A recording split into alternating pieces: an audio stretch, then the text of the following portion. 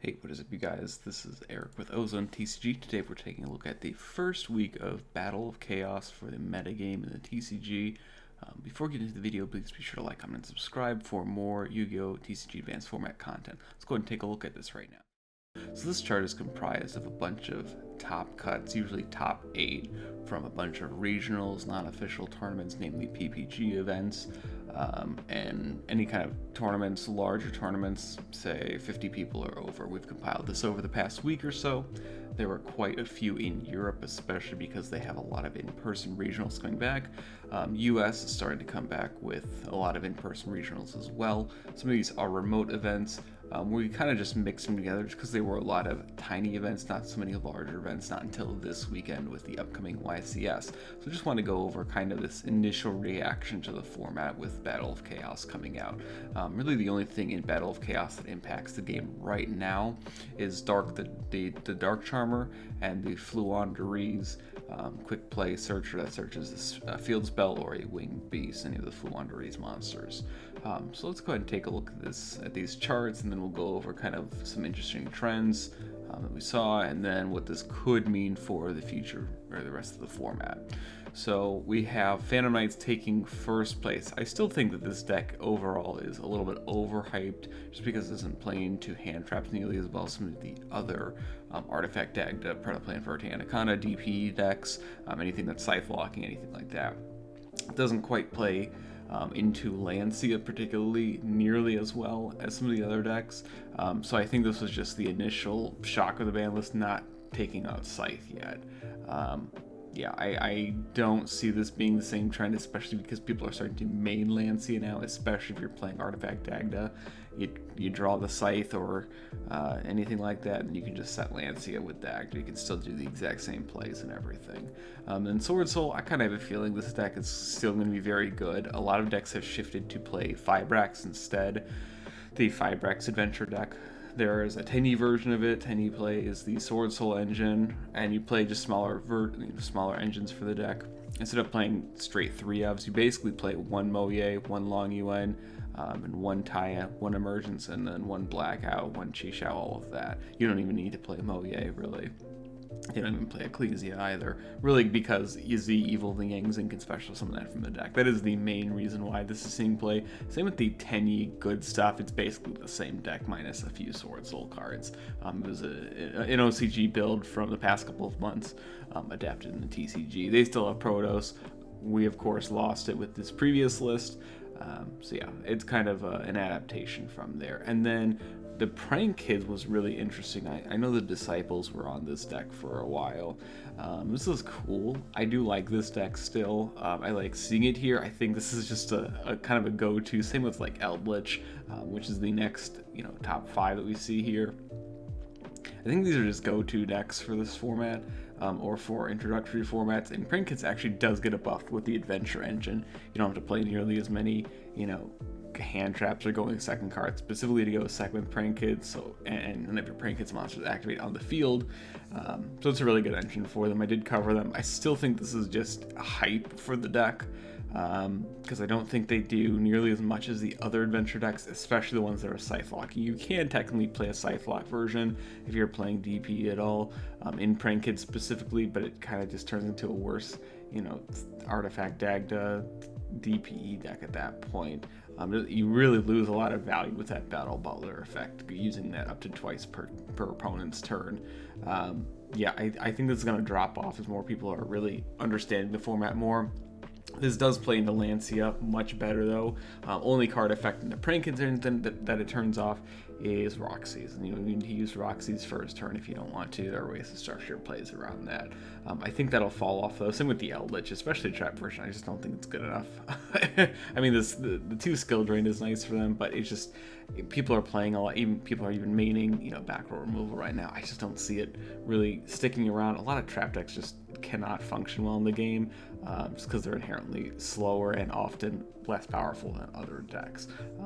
You know, it is how it is, but I think that's just the initial reaction. The Cyber's Gadget Eldritch deck that we've been featuring quite a bit on the channel, I think is probably the best way to go, especially because you guys can see out of the 5 Eldritch, 3 of them were the DP version, whether or not they were just playing DP or Cyber's Gadget, any other supplementary engine like that, or just, you know, DP with the 2 traps being the other ones.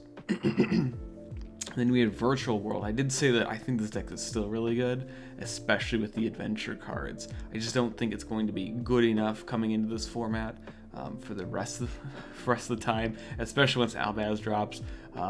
It just doesn't do enough right now, unfortunately, especially because Albaz can play around all of their disruption one way or another. I think that deck's gonna be really, really strong, especially with adventure.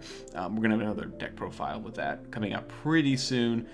We just want to make sure that we're getting, you know, information for the TCG right now as it's coming in. So I think that deck is pretty good. I just don't think it's gonna like stay there for the rest of the time. Yeah. Oh, and then Brigade, of course. Brigade is here to stay. I mean, there's very little got hit as far as pure Brigade. There was no Fractal or Nervalta one. Tenki, of course, is at 1. It's been at 1 for almost 6 months now. It was just the Lyrilusk version that got hit. The Samor going to 0 and Recital Starling going to 1. Harpy's Featherstorm didn't get hit at all. Nothing like that was hit.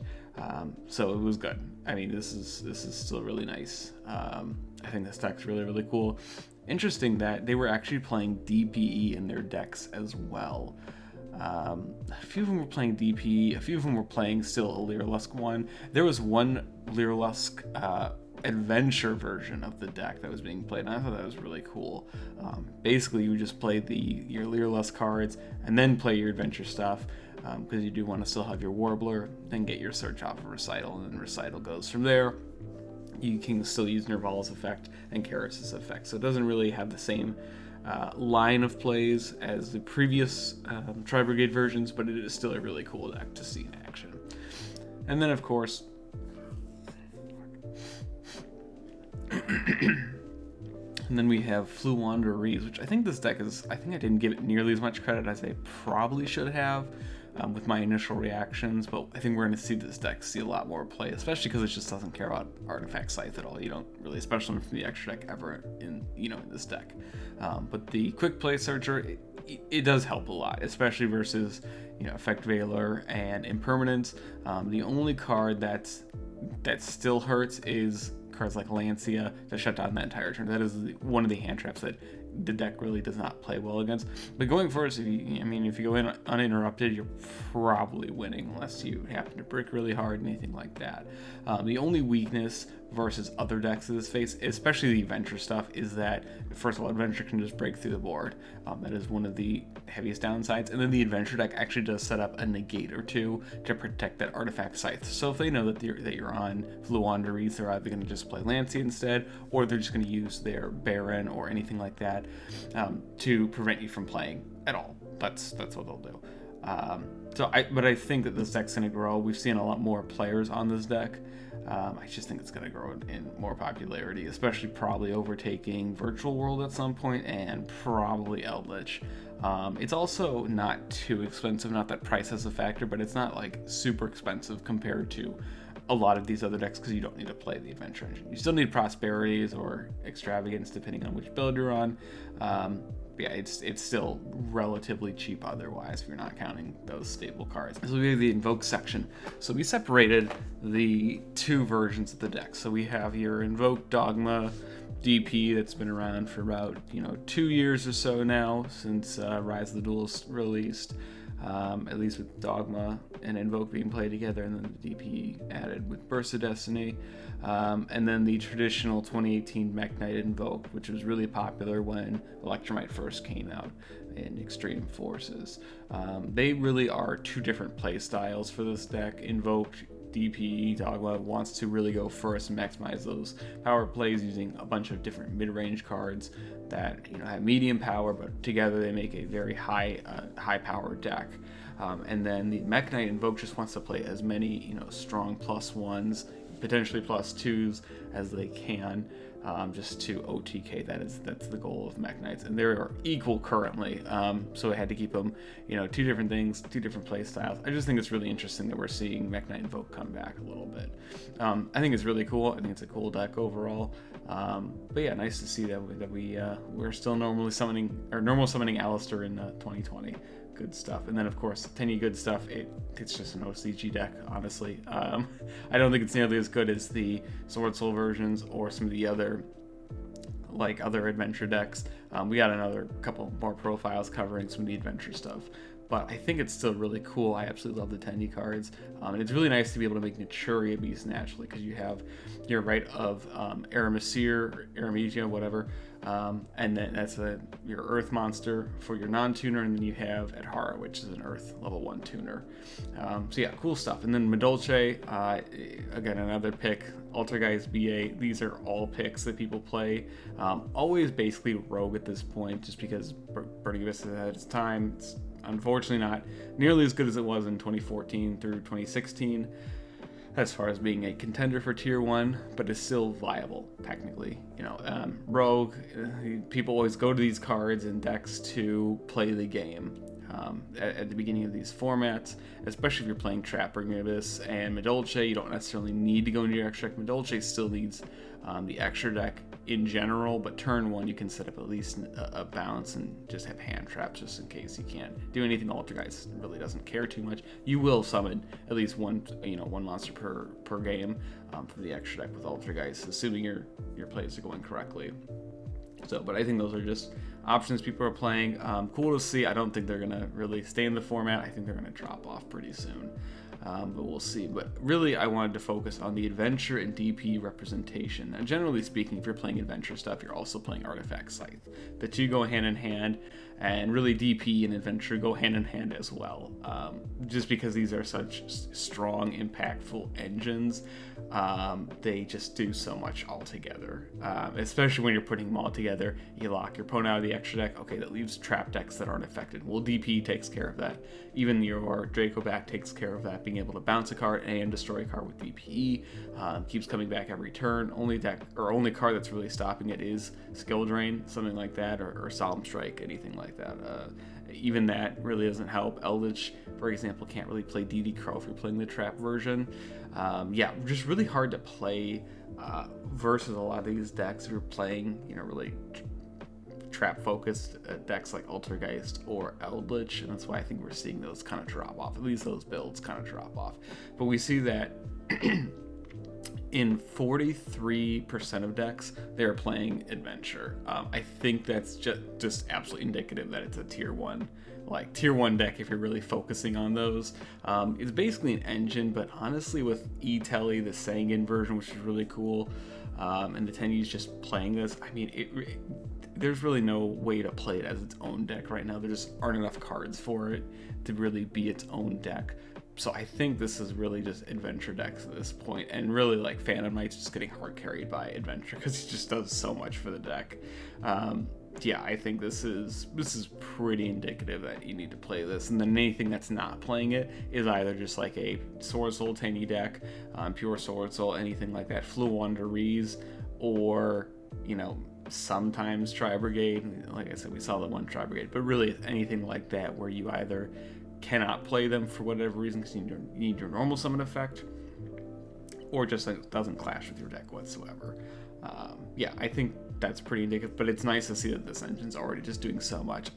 Once it gets to 50%, okay, then we have to take a look at it. If it needs to get hit immediately.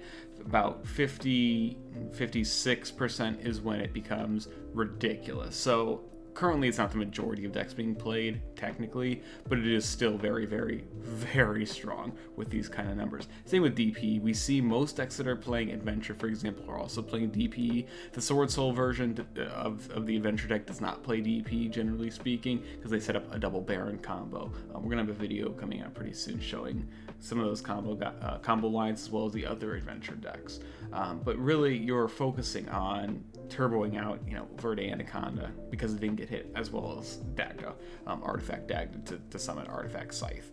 That is the goal. Again, not overwhelming, but still strong enough to really consider it a threat for the game. You need to be prepared for both Adventure, of course, and DP as well. Definitely the Adventure more so, just because it's an Omni-Gate for most decks in the game right now. A bunch of decks can play without the Adventure engine. They can also play with the Adventure engine. Yeah, I think this is cool. I just think the format's going to develop a lot more over the next few weeks, especially once the remote YCS this coming weekend. We're going to see a lot different representation. I think a lot of the non-Phantom Knights Adventure decks are going to see a lot more popularity. I think it may go to about 50% in Top Cut for top 32. So this is kind of my prediction here.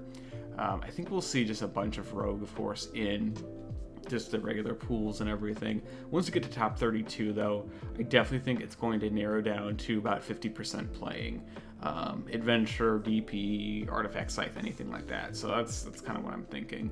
And then the other half of the 25% being probably like Sword Soul, Tenyi, the rest of the 25 being like a combination of Floowandereeze, maybe Invoked, and maybe some other rogue decks that haven't, maybe Dragon Link, something like that. I think those are really indicative of the game, and I'm curious to see what happens next week. We're going to cover that as well. Let me know what you guys think in the comment section below. I'm really curious. I just don't think that decks, like I said, decks like Eldritch and Altergeist just aren't going to do enough, even if they're playing, if they're able to play through Scythe Lock turn 1. You still got to deal with the recursion of Adventure, you still got to deal with the recursion of every other deck. They just don't do enough, unfortunately.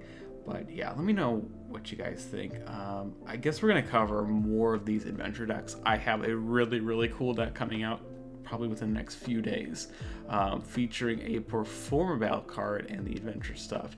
You guys will see it. It's really, really cool. I'm excited for it. But yeah, this is Eric with OzoneTCG. See you guys in the next one.